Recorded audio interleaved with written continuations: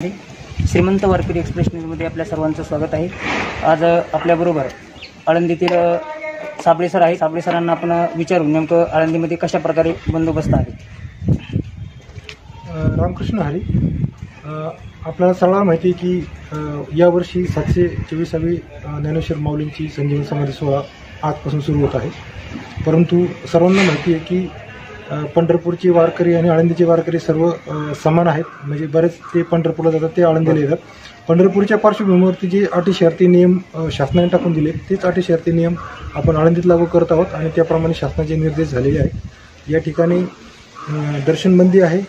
फक्त आतमधले जे विधी आहेत ते शासनाच्या संमतीने मर्यादित संख्येमध्ये पार पडत आहेत। बाकी शहरामध्ये संचारबंदी लागू आहे, धर्मशाळाला बंदी आहे, मठ बंद आहेत आणि बाकीचे ज्या अटी शर्ती आहेत त्या आपल्या सूचना फलकावरती लावलेल्या आहेत। तर त्याप्रमाणे लोकांनी सूचनांचं पालन करून मंदिर प्रशासनाला आणि पोलीस प्रशासनाला सहकार्य करावं अशी मी विनंती करतो। सर्वांना माझी एक चॅनलच्या माध्यमातून विनंती आहे की तुम्ही सर्वांनी सर्व पोलीस बांधवांना सर्वांना सहकार्य करून घरीच राहून समाधी सोहळा साजरा करावा ही विनंती करतो। रामकृष्ण।